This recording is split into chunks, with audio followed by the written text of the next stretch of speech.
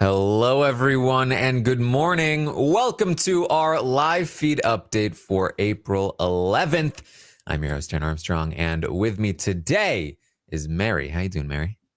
I'm doing well. I'm glad to be here. It's been a while since we've had a Merry Monday, so this was this was fun. Looking at something different for a change. Been watching those Friday feeds for a while now, so it feels like a whole new show when you get a break to go to a different day of the week. Yes, well, we are here to update you on everything that happened yesterday on the Big Brother Canada 10 live feeds. It was day 44 in the house, and the feeds were down for a lot of the day, but there's still some stuff to talk about here. Yeah, a couple interesting conversations, a few moves, some plans for the future, and then you can come back later on tomorrow to hear everything that we guess we can find that happened during the feed outage. Yes.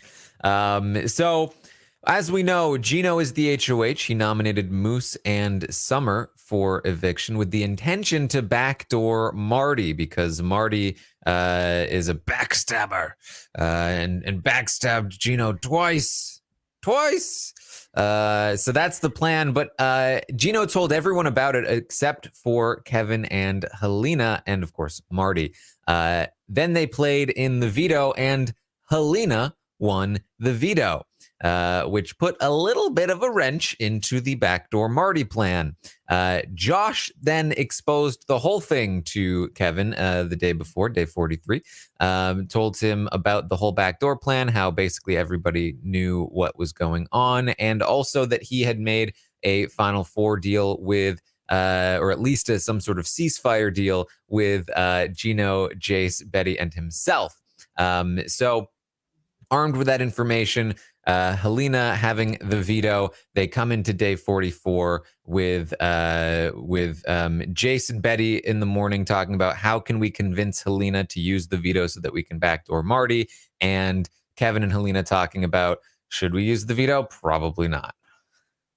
Yeah, and I think the fatal flaw here, of course, for Gino is being approached with multiple people to form multiple alliances, sort of choosing one of them in the Betty and Josh area and completely forgetting to maintain communication with Helena and Kevin, even though they also wanted a Final Four.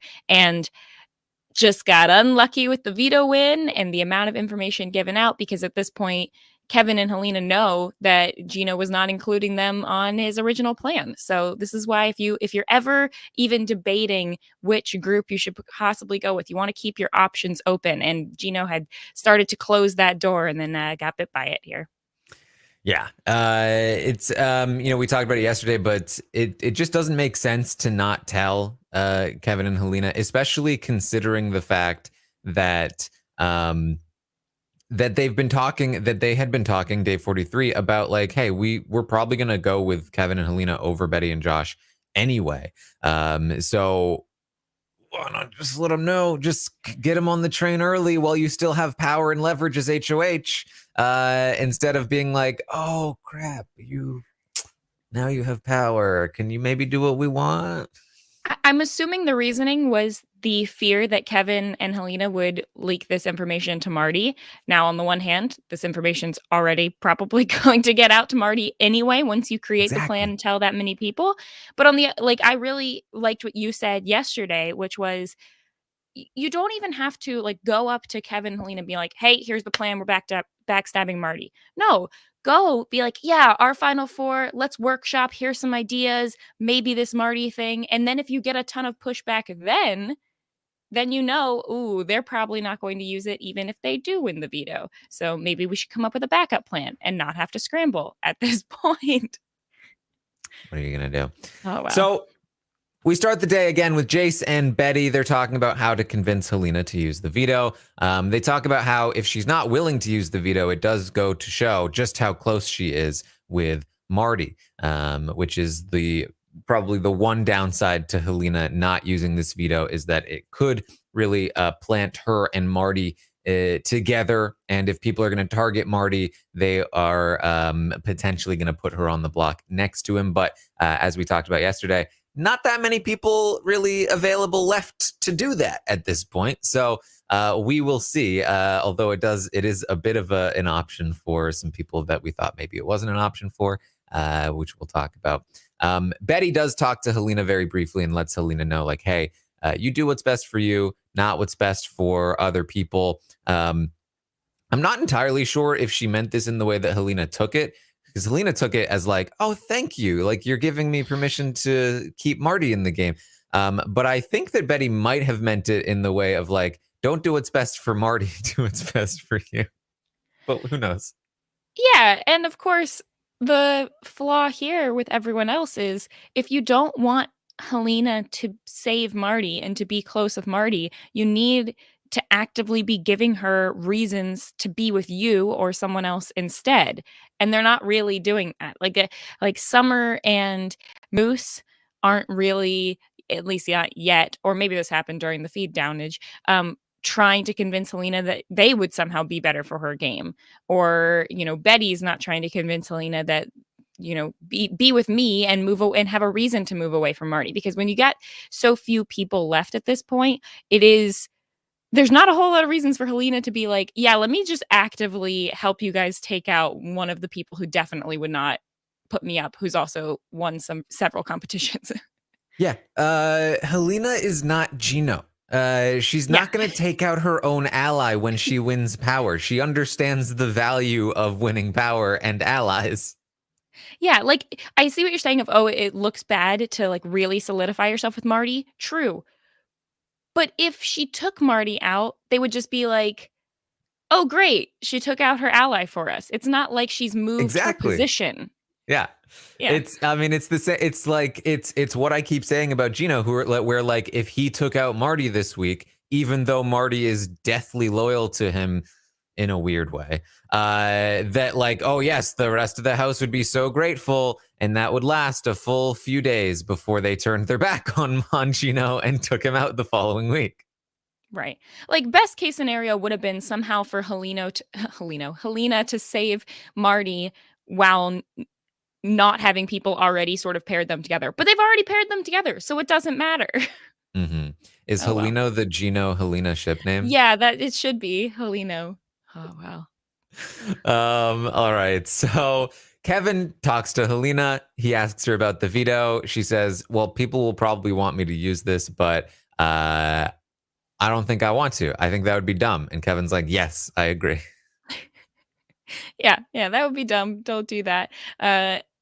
I think it's interesting that Kevin does not immediately tell Helena, like, "Here's everything Josh told me," but I kinda like the way that he's slow playing it with her throughout the day. Yes. Well, he's going to go and talk with Marty. They do some studying. Um, this comes up in a conversation later with Helena, where Kevin is talking about how good Marty is at this stuff. So I think it's a good time to mention that Marty, he won HOH last week, and that meant that he got the message from that Kevin Martin. And Kevin Martin in the message told him, hey, competitions are very important. And it made him think. Ever since then, he's been talking a lot about, obviously, the whole trust your gut thing was a thing, but he's also talked about that message about how competitions are getting more and more important. And he has spent days at a time studying. He literally a few days ago was like, people went to talk to him because like I haven't been talking about Marty very much since his HOA train because he hasn't been involved in too many conversations. He's been spending a lot of time alone. He feels like the house doesn't like him very much, and a lot of that time alone has been spent studying. He's literally told people like, sorry, today's a study day. And he's just been studying.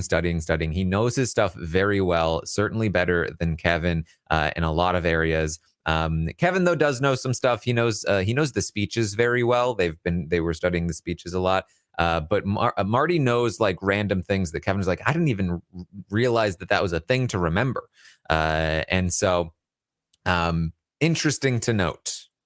Yeah, and it's not going unnoticed. Like, Kevin's gonna notice it, Helena, they're gonna talk about it later, and it's not like, "Oh, Marty knows his stuff and everyone else is pretty close." He's light years ahead of a lot of the people in the house. Yes, or at the very least, that's how Kevin is portraying it to others. Kevin reiterates to Marty that it's important for them to not appear too close, especially him and Helena with this potential veto. Marty really feels like he was the backdoor target this week. He feels like he asks Kevin, like, did you hear any conversations? Kevin said there were no conversations with me about it, but I mean, I saw the body language. I feel like there was something going down. Marty says, yeah, I saw it too, which sucks because it's such a bad move for Gino. And I'm telling you, I have your back, but I'm taking Gino to the Final Four. I can't turn on him a third time. This, I mean, it's getting kind of thwarted by Helena not actually, or by Helena potentially saving Marty here. But I feel like this is enough for Marty to be like, you know what, we're even. I went against Gino. I went back on my word, and now he's probably going back on his words. That should be enough. Man, I feel like if you can get Marty to give you his loyalty, that's apparently worth a lot in this game, even if you're even if you're backstabbing him. I don't know what kind of power Gino has over Marty. Like, it's amazing. It's pretty good here. Yeah, I don't know that that Marty is really going to see the light. Like, do you think if Gino somehow got another shot to take Marty out again, do you think that would be the final straw? Or do you think at this point there's nothing Gino could ever do to make Marty turn on him? I think Gino would have to get into an argument with Marty, or actually, like, Marty would have to be confronted with the fact that Gino's like, I don't like you and I want you gone. Right. And then I think something could happen. Kevin is also going to talk to Helena later about, like, I think if we had a whole week to work on him, we could maybe make something happen. Like, I mean, they've done similar things to Marty before.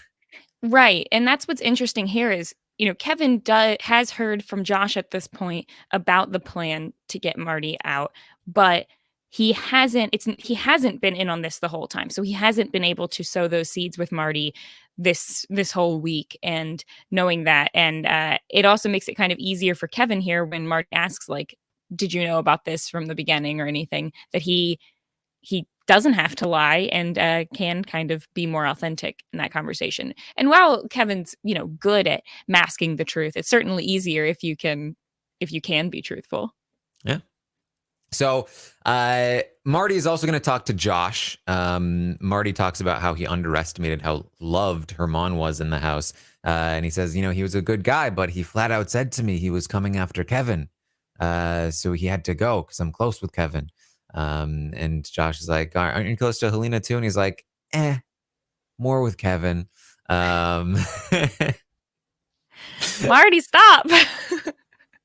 And they talk some more about, like, again, many of these conversations have been had throughout the entire game about, like, let's rebuild, let's, keep lines of communication open, let's, make our relationship better, stuff like that.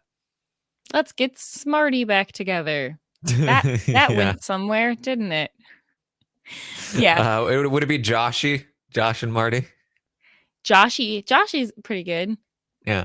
Mosh. Or Mosh, but yeah. I like Joshy better. Joshy. The Josh ones are all pretty good.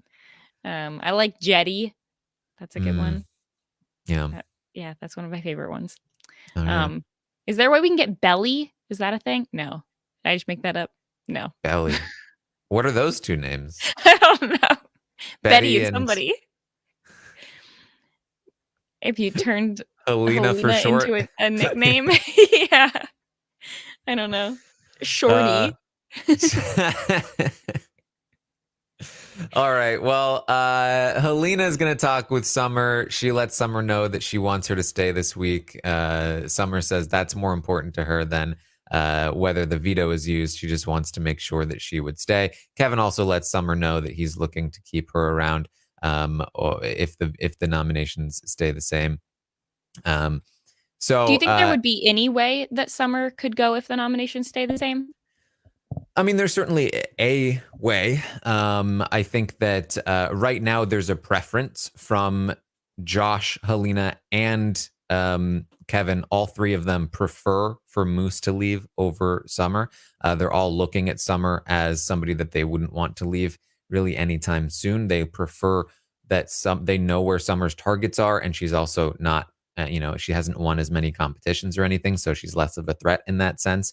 But I don't think it's like much stronger than just a preference. And so if the right information were to, show, like, get into their hands, or like the right argument were to be made, or, an event happened, like, I think they're open to changing, because they're not like dead set on it or anything, but something would have to change. And I don't know that like Moose or anybody else is going to either be capable or willing to push to make something change.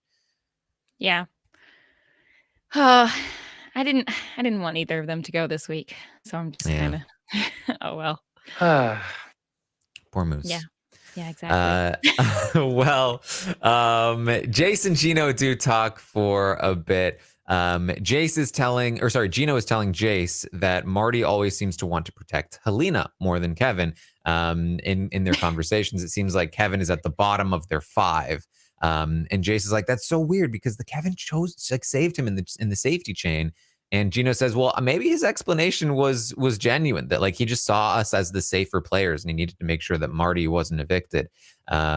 Gino says he feels like Kevin might feel like he's on the outs of like Marty and Helena. And that's probably why he wants to get close to them. So they should try and keep him close. And Jace agrees. She says she loves him. Let's make it work. They got to pull in Kevin.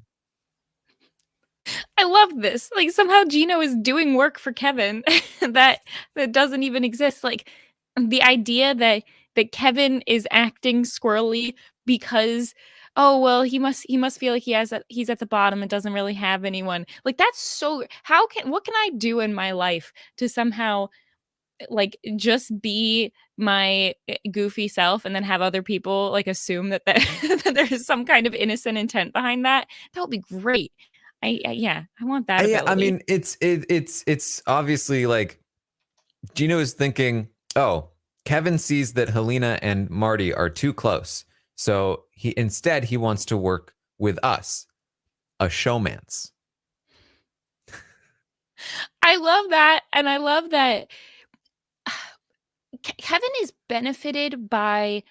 There have been some people recently, especially in Big Brother Canada, in his archetype, who go in thinking that they're going to be able to play what Kevin has happened to do successfully, but then not. And so now it's like that archetype is like, oh, look, it's the super fan who thinks they're going to be able to do well, but they don't, and they're at the bottom. Oh, poor them.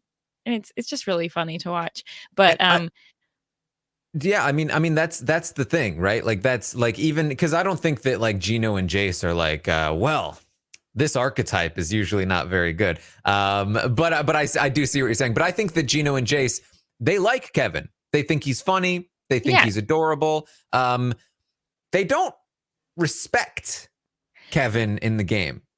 it's like, okay, I feel like there's a disconnect between sometimes what the players, especially in this house, are seeing in the Kevin archetype versus what some viewers would. Because I feel like my inclination when I see someone like in the preseason who talks like Kevin does, who looks like he does, like my instinct is going to be, okay, this is like a hardcore gamer super fan who wants to maybe play the villain, and they're either going to be successful or they're not. We've seen some of both.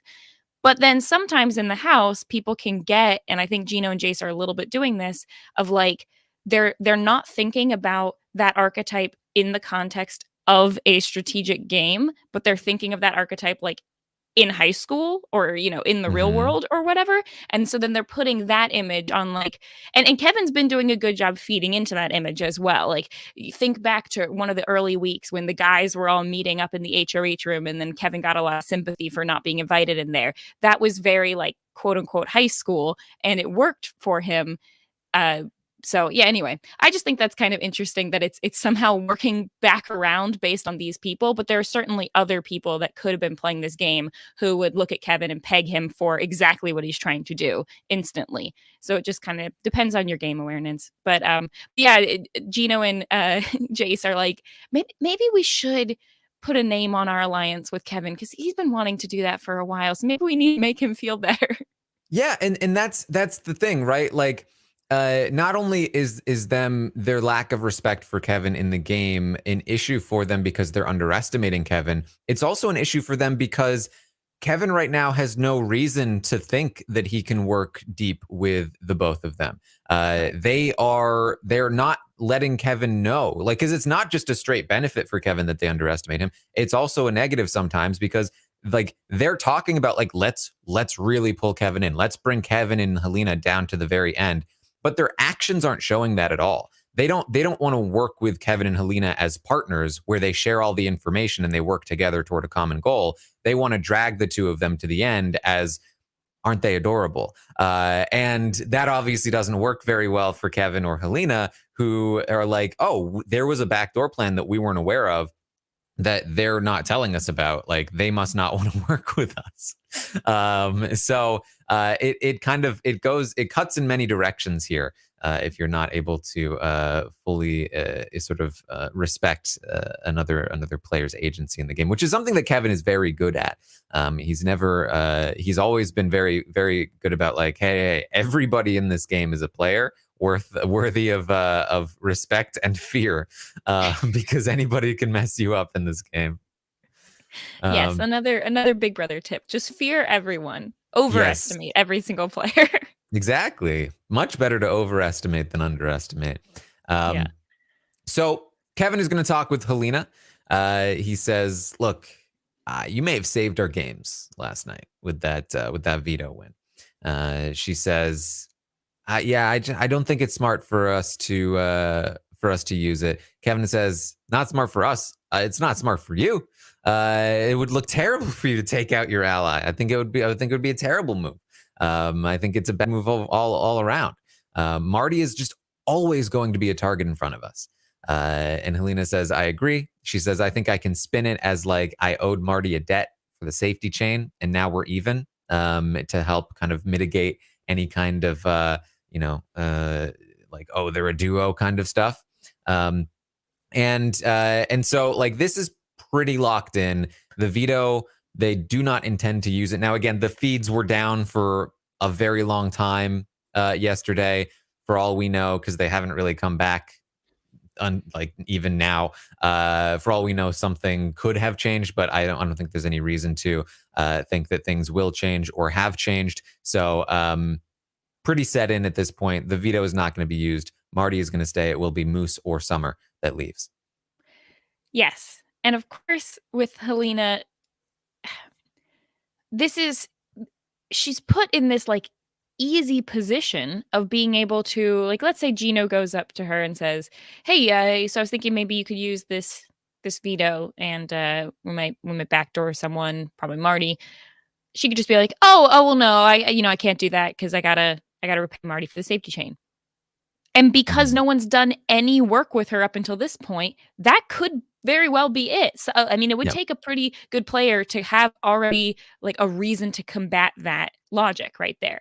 And so this is why you always got to make sure you got to have your bases covered, that your plan could go through no matter who wins the veto, or just don't try to convince those people after the fact. Yeah. So they both agree. They start talking about Marty, and how, like, Marty's probably better to take to the final three than like Josh. Like we love Josh, but like Gino and Josh are the two that automatically win in the final two. Marty, I don't know. And think about it this week. Marty and Helena and Kevin are the people who are left out of this plan, which means that probably everyone else in the game is sort of closer. And so, like, if Josh was in on the plan, those are votes probably going to go to Josh. I mean, not necessarily, because there's a lot that can happen between here and there. But if you're looking in this moment and saying, which person is more connected to the possible jury votes, Marty or Josh? I think you have a clear answer there. So Yes. this is, and I mean, Helena and Kevin, I don't think we're ever planning on going all the way to the end with Josh. No. But the conversation is happening even potentially a little earlier than maybe it would have had they all been working more cohesively this week. Yes. So again, just to reset this up, that Josh let Kevin know a lot of things the day before. I talked about that. My interpretation of the conversation was Kevin being like, "Oh, when did you take control of the game from me? Can I please have that back?" Yeah. Now, Kevin is not going to tell Helena all of what was said to him by Josh. He is going to allude to some of it in the same way that he's alluded to things with Marty. He's going to be a bit more specific than he was with Marty, of course. But he is not going to dump all of the information here. He just kind of says, like, "Hey, I think Josh and Gino are a lot closer than we might have liked. I'm pretty sure there was some kind of backdoor plan in place." Helena thinks like that's fine. Like, I think it's best for for Moose to go over Summer.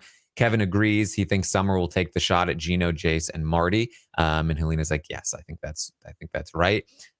They start talking about Jace and how they don't want Jace to leave. They would like Gino to leave. They think that everyone hates Jace. They start talking about how Jace described Helena as a shit talker. And Helena was like, "She's the shit talker."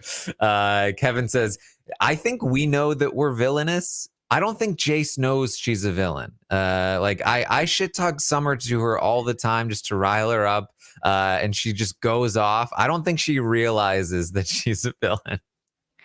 Yeah. And I don't know that because we don't get a whole lot of insight into Jace's game from her perspective. I don't know if the like shit talking of Summer is game related or if it's just sort of something that she likes to do because she, I don't know, is bored or wants to gossip or whatever. I mean, it certainly can bond people, but when the people you're trying to use it to bond with are only doing it sort of to rile you up and get you talking, it's like they've done it in the opposite direction. I mean, I think given the fact that she's had like private conversations with Gino where she's genuinely upset about his relationship with Summer, it speaks to me that this is probably a Not super genuine sort gamey. of Yeah. thing. Which, you know, I not to say that Jace isn't a player. I think that she probably also feels like, you know, oh, if I can get people against Summer with me, talking with me about these things, we're bonding. Like, I'm sure all of that is, you know, at least in part game, but I think there is a genuine sort of um, annoyance going on. Yeah. Yeah. It's a little word vomity. So, Mm. oh well. Uh, so Helena says that Jace does feel close to Kevin. She says that she Yeah. thinks Jace gets jealous when Kevin talks to other people because she wants Kevin all to herself. And Kevin's like, "Oh boy." Now, do you think this is one thing I fear about Kevin, though, with Gino and Jace in particular. That idea where Jace wants Kevin to be like her success and like her peace and stuff, that doesn't usually speak well to, okay, let's say Kevin gets to the end. How is Kevin going to convince Jace that no, your perception of me all along was false? Like, at what point does Kevin need to start sort of trying to change that? Or you just hope that they figure it out on the jury or that you can convince them in your tiny little speech? I mean, it ties into how Herman is viewing Kevin's game as well, right? That he has no respect for Kevin's. He said Kevin was the person he'd least likely vote for, and not because he felt salty in any way, just because he felt like Kevin wouldn't deserve it. Because he started playing as soon as he won the veto the week that Herman went home. So there's definitely a perception gap that Kevin needs to traverse. I don't think it will be that difficult given the fact that they intend to send Josh to the jury at some point. Josh should be able to let them know, like, "Oh, guys, I'm so sorry, but you're very wrong. Kevin has been working this game." Now, Josh isn't exactly like a super pushy person in Yeah. general. And he also, if betrayed by Kevin, might not have the most amount of incentive to really like stump for Kevin in the jury. But it should get out that Kevin has been doing a bit more than they thought. Now, then the question becomes like, are they willing to accept that? Because as we've seen in the past, like Betty getting super mad at Kevin. I do hate you. You know, for very little. When the person that you don't respect very much gets one over on you, you tend to be much more upset with them than somebody that you did respect a lot getting one over on you, because it's like, how dare you? You're beneath me. Like that's not good. So the way that this archetype is won in the past, Ian and Steve, has been like the plucky underdog, like they still never fully respected the game. I mean, really, in Ian's case, it was like, he's not Dan. But in Steve's case, it was like, oh, Steve, he really came up and he managed to get there, and we just love him. Like they didn't even fully recognize all of the things that Steve was doing in the game. And I don't know that he would have like had the same level of like jury love if they knew all of the devious things that he was doing in the game. So it is an interesting thing to consider.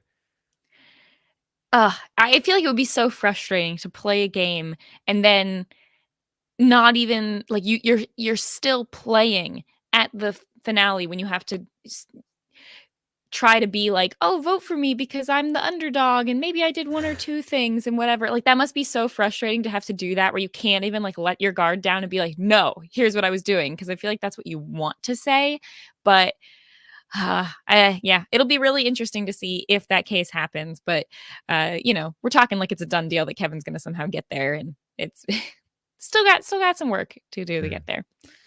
Yes. So they talk about how Helena worries that if okay, sorry, we went off track. I lost my place in the notes. Helena lets Kevin know that about Jace talking when Jace spoke with Helena the other day about how she was going to out Summer with the flip-flopping on Betty's eviction vote to turn Betty against Summer if they needed to. Kevin says that he did talk to Josh, and Josh does want Marty out. And he feels like Josh's pitch to get rid of Marty was actually really good. The pitch is that if Marty goes, the whole house is going against the showmance. But that's not super great for them because they only want Gino to leave. They don't want Jace to leave. And again, that means they have to lose Marty, and it puts Josh into perhaps too powerful of a position. Kevin thinks that if he were to win, he thinks Betty and Summer would be the noms, and then backdoor Gino. You don't want to put the both of them up on the block because, and Jace probably leaves. It's harder to construct that Gino would leave by himself. The wrong one could leave, and then you've pissed them both off. So it's too risky to do that. Helena worries, though, if they do backdoor Gino and they leave Betty and Josh still in the game, that Betty and Josh will be able to pull Jace. And then, that now they've lost Jace, and Betty and Josh could still sort of like come out of that wreckage in a better spot than them. So that's something that they need to consider.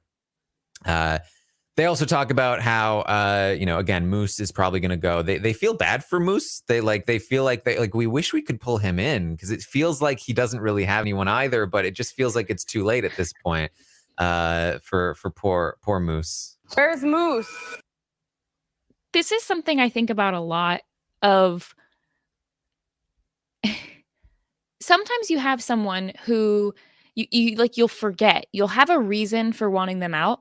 And then the second they're on their way out the door, it's like, oh, wait, but now they're on their way out the door. And so clearly they're not maybe as big of a threat as I thought they were.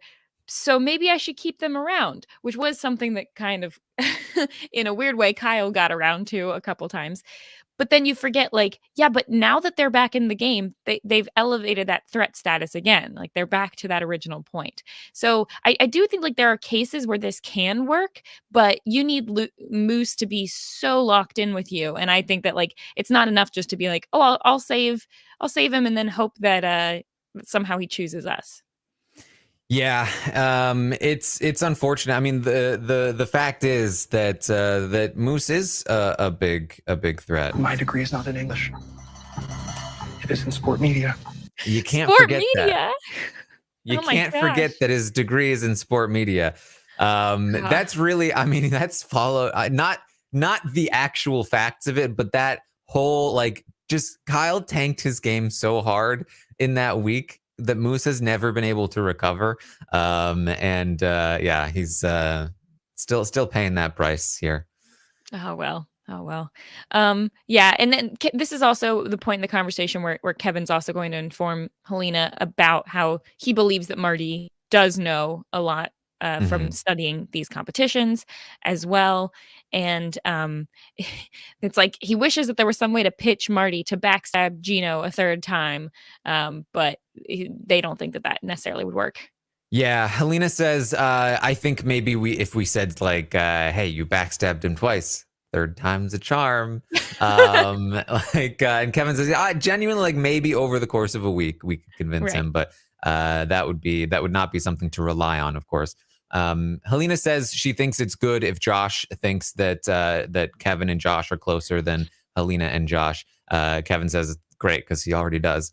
And they agree that if there's another safety chain, they're just gonna straight up pick each other. They're not gonna mess around with that anymore.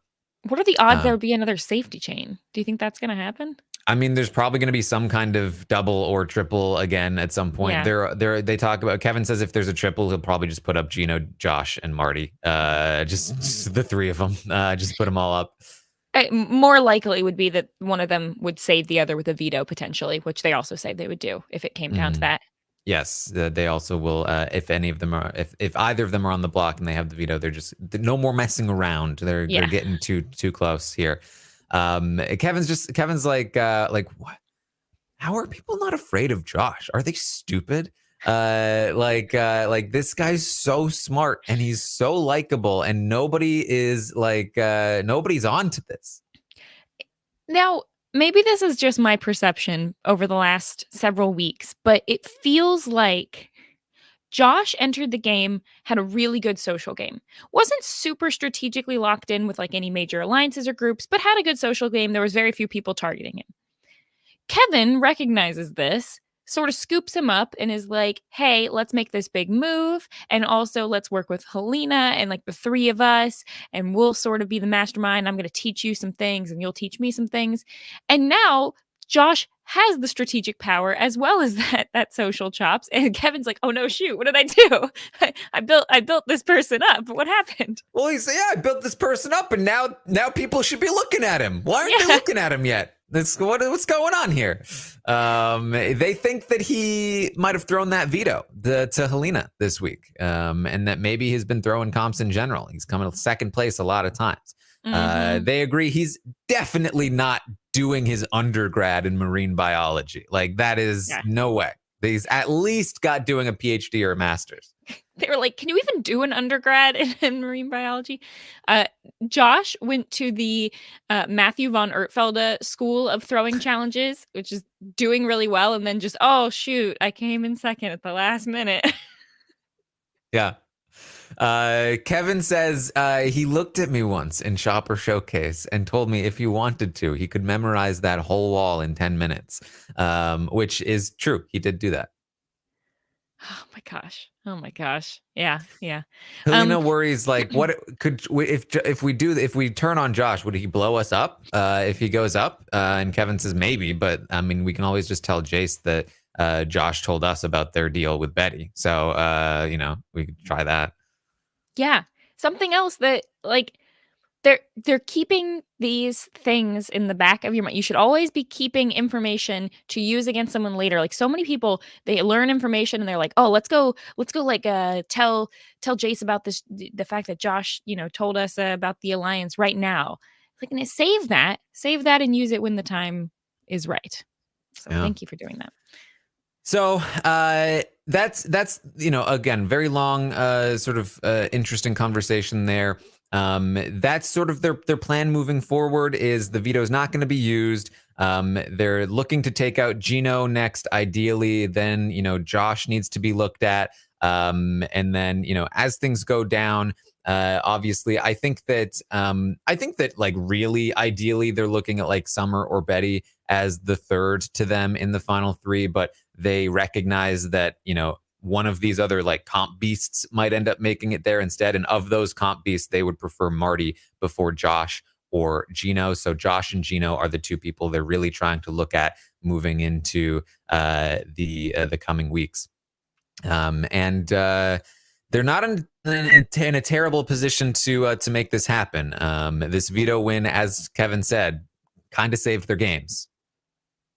Yeah, it did. I mean, I don't think that they would have been completely down and out had it Yeah. not happened, but it certainly gave them a lot more clarity onto what everyone else is doing and thinking and their true position among everyone else in the game. And I feel like that information is almost even more valuable than the fact that they're going to get to keep Marty, but they're obviously both good. But yeah, if someone else had won the veto and they took out Marty, not only would they lose Marty, but they would also then sort of realize too late the position they're in. Right now, they realize the position and then get to work around it.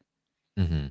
So Kevin is also going to talk to Josh. Josh says, "Hey, I've been thinking, and I do think it makes more sense to not use the veto and not take out Marty this week." Kevin's like, "Oh, okay. That's the work I don't have to do." He says, "I think I can rebuild with Marty." So that conversation earlier clearly went pretty well on Josh's end. And he says, "Then I think the plan would be whoever wins HOH next week, we pitch for them to put up Marty and Helena as a duo because she saved him with the veto. Then we backdoor Gino." Kevin's like, "I love it. Wait, what was it again? Why is Helena a pawn?" Josh is like, because of the veto. It's easy because she won this veto and she didn't use it. Kevin's like, "Great. I love it." I don't know that Kevin actually loves that, but it's an idea. I mean, it is some logic from Josh and definitely speaks to the yes, Josh is 100% more locked in with Kevin than he is with Helena because he's planning on using her as a pawn when it's kind of unnecessary. It's an intriguing idea, and if Kevin wanted to go to the end with Josh, this would be perfectly fine. It is an excuse to be used. Do you think that Kevin should be in this conversation trying to bring up any like hesitancy or no? I mean, I think that he at the end of the day, he doesn't want this plan to go through. It's too risky. Right. That if the veto isn't used, then he loses either Marty or Helena, which is not ideal for him. Obviously, the better plan is to have any other pawns be used and still have them go after the showmance. So I think, just like asking questions, like right now, he's just trying to keep Josh from, flipping back over because like Josh really wanted Marty gone. And if Kevin were to push back on that idea that like, hey, no, we really need to keep Marty, that could, if Josh was smart enough, spell to Josh that like, Kevin's trying to keep his piece on the board, that he's not cool. That's like he's trying to keep his own power base over there. He's probably not as locked in with me as I had hoped. In the same way that Josh wanting Marty gone, so it said the same thing to Kevin. So for Kevin, this is great that Josh has this new idea that he wants Marty gone. So in my eyes, if I'm Kevin, I'm with this. Like this solves a short-term problem and it presents a different later problem that I can deal with later.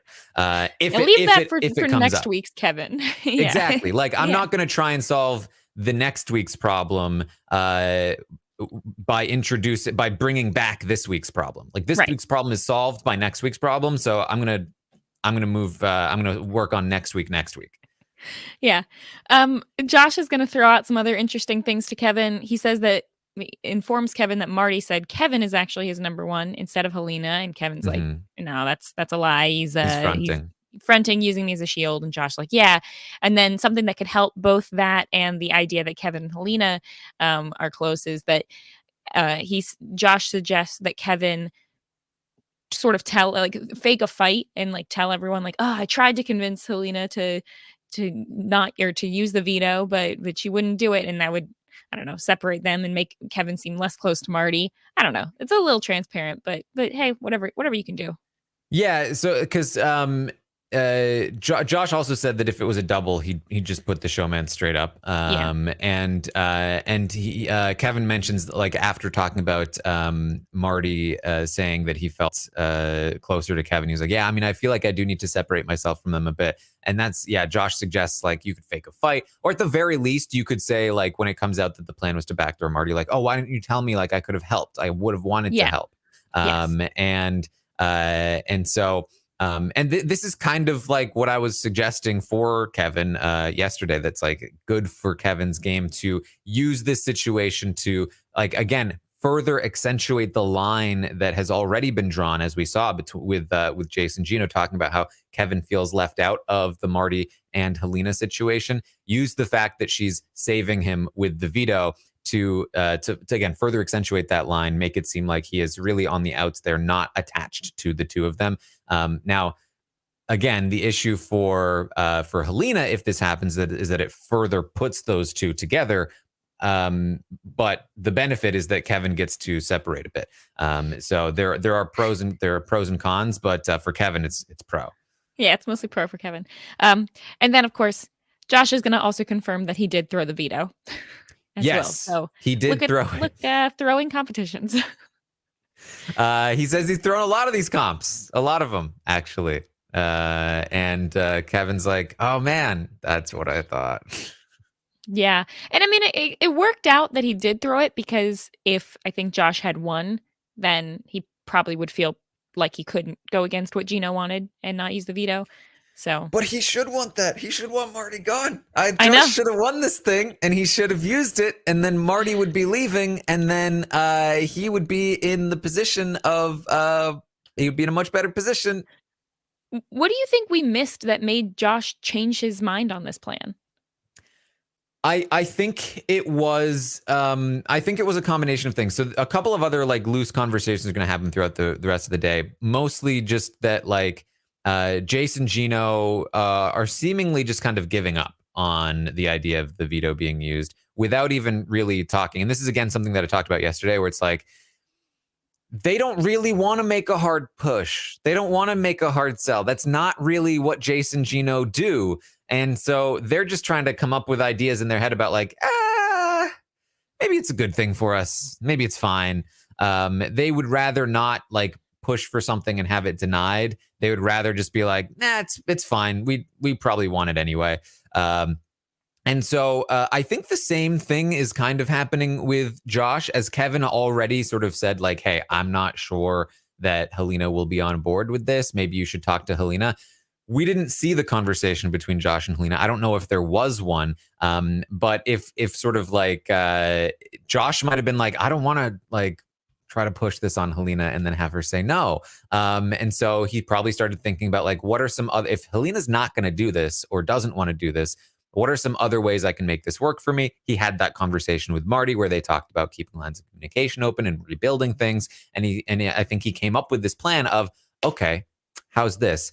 I can do damage to Helena and Marty's games by pinning them as a duo, because she's saving him with the veto. Use them as pawns in the following week, and in the meantime, still rebuild with Marty, and then I'll be good with Jace and Gino. I'll be good with Helena, Kevin. I'll be good with Marty. And why would Summer be looking at me?